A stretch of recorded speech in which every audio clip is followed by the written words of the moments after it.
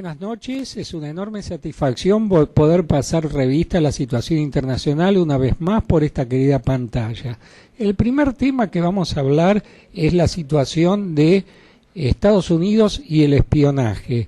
Finalmente Rusia, pese a las amenazas del presidente Obama, que no dijo de proferirlas durante todo este tiempo en que Edward Snowden, el técnico de la National Security Agency de los Estados Unidos, estuvo en tránsito en el aeropuerto moscovita.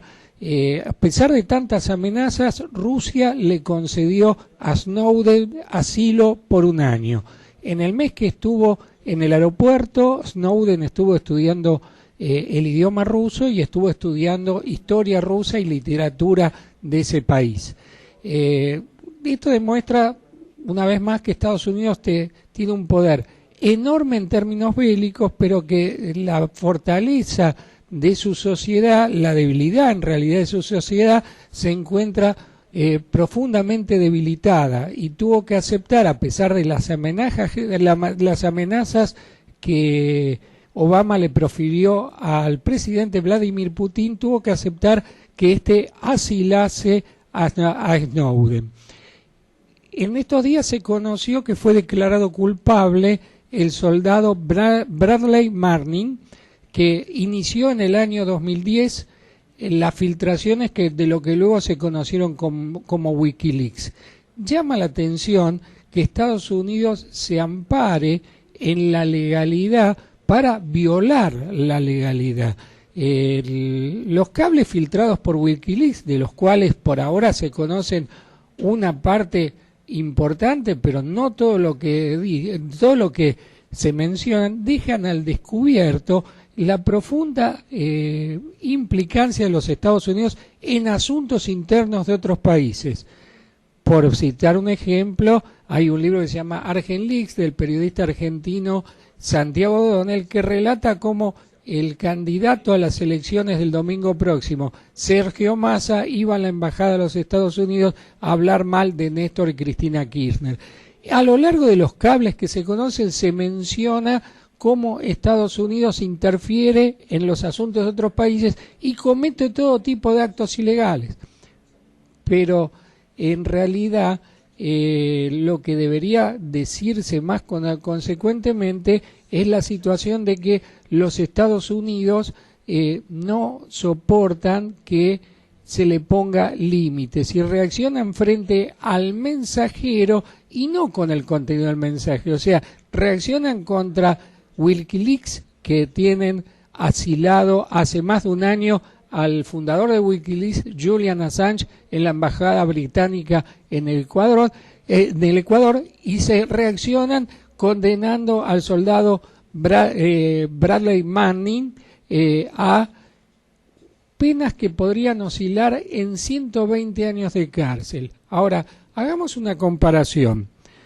Otros militares que no son Bradley Manning, que blanqueó esos documentos de los Estados Unidos, como el coronel Thomas Pappas, responsable de inteligencia militar en el penal iraquí de Abu Ghraib, y el máximo responsable del asesinato en la cárcel del preso iraquí Manadel al-Hamida, no tuvo ninguna condena, solamente se lo reconvino y se le aplicó una multa de $8.000. El doble rasero. Estados Unidos se dirigía a Putin diciéndole: nosotros necesitamos, por imperio de la legalidad internacional, que nos entreguen a Snowden.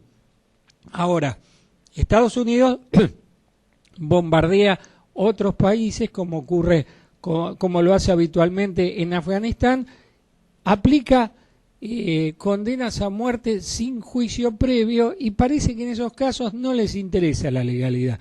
El dilema que tienen los Estados Unidos es que tiene un enorme poder militar y tiene una base económica muy débil, en la cual no se puede salir de la recesión y crece constantemente la pobreza en el país del norte, y nos encontramos con poblaciones que parecen de los sectores indigentes del tercer mundo. El segundo tema que vamos a mencionar hoy es lo que está ocurriendo en Europa, donde la crisis es pavorosa, donde se vincula la crisis económica, toda la eurozona, que ahora tiene 28 países, no puede salir de la recesión. El único país que le impone un poco las condiciones a los demás es Alemania Occidental.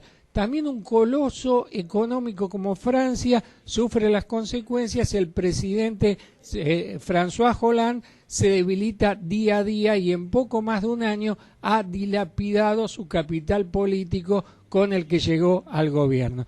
Pero la perla de la frutilla de la situación europea es lo que está ocurriendo en España, donde se combina un ajuste salvaje para beneficiar a los bancos, impulsado por la Troika, conformada por la Comisión Europea, el Banco Común Europeo y el Fondo Monetario Internacional, para decirlo de modo simple. Y todos los que dicen que hay que arreglar con el fondo y llevarse bien con el fondo. Y la presidenta del Fondo Monetario Internacional, Christine Lagarde, recomendó esta semana bajar el 10% el salario a todos los trabajadores españoles para reflotar la competitividad de la economía española. Ahora, mientras tanto, el presidente electo hace poco más de un año, el presidente de gobierno, Mariano Rajoy, oscila entre la pérdida de popularidad y el franco ridículo.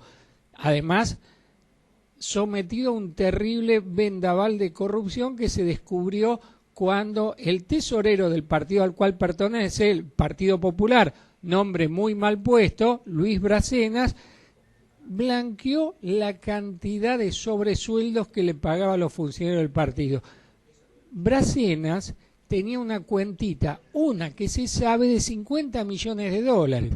Toda esta gente está decidiendo aplicarle recortes a los jubilados, cortar los beneficios en salud, etcétera, etcétera.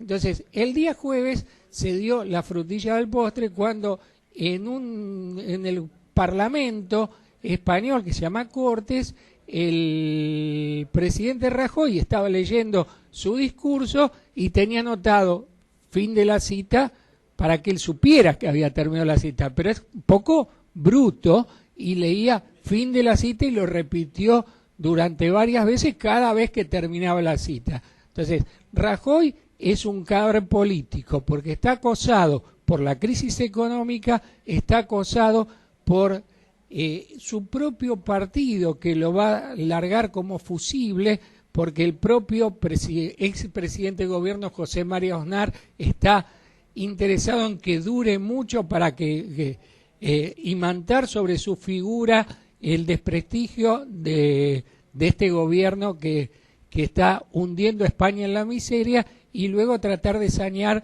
en otra oportunidad la imagen de la fuerza. O sea, es inminente que el cadáver político que es Rajoy termine siendo enterrado, obviamente, en términos políticos. Por el contrario, en América Latina, y este es el tercer tema que vamos a hablar hoy, se dieron durante toda la semana pasada dos citas importantísimas. En Ecuador, en que se reunió el ALBA, que tiene un nuevo integrante, la isla caribeña de Santa Lucía, y que es un ejemplo de otro tipo de integración que como es la Unión Europea. El ALBA, la alternativa bolivariana para América Latina, fue ideada durante lo peor de la noche neoliberal en América Latina por el comandante Chávez, e implica una forma diferente de integración donde cada país da lo que tiene, y el gran protector de todo esto es Venezuela, que le aporta un bien tan preciado como el oro negro, el petróleo, a la alianza. Y durante los días jueves y viernes hubo una reunión muy importante en Cochabamba, una cumbre antiimperialista donde se trabajaron distintos problemas y la necesidad de defender los procesos independentistas del imperialismo que está volviendo a cargar sobre todos estos procesos. Antes de pasar a las secciones habituales, un breve comentario.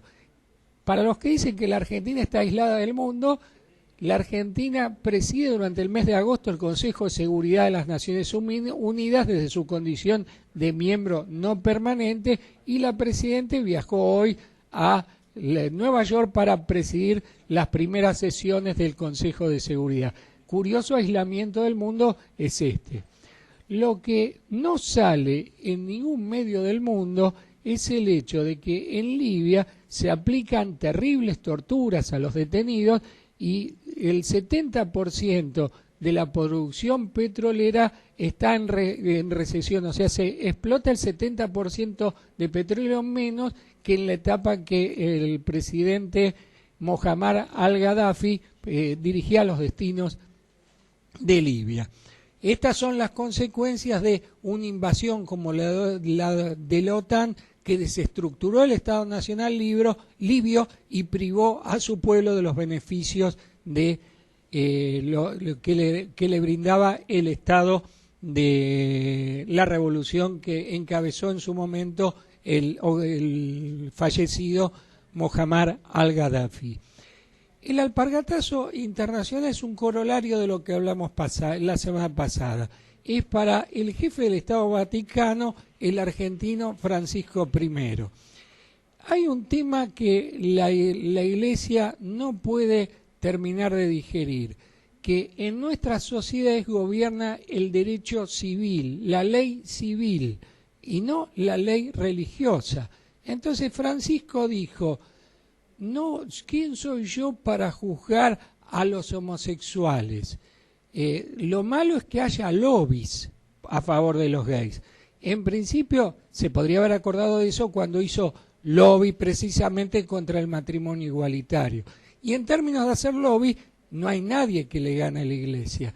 Pero lo cierto es que Francisco dijo que no es nadie para juzgar a los gays, y fíjense que la Iglesia no quiere juzgar ni a los sacerdotes que abusan de niños, ni a los torturadores, represores y apropiadores de niños que hubo en la dictadura militar. Entonces, ¿qué derecho tienen para impulsar el juzgamiento de los gays?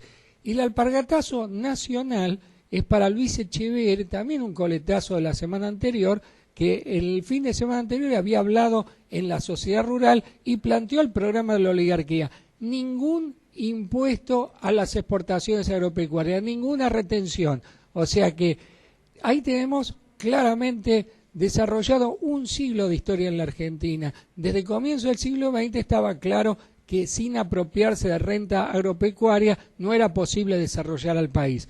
Y ellos quieren una sociedad para muy pocos y por eso no quieren pagar ningún impuesto. Esto ha sido todo por ahora y desde aquí, y nos vemos la semana que viene.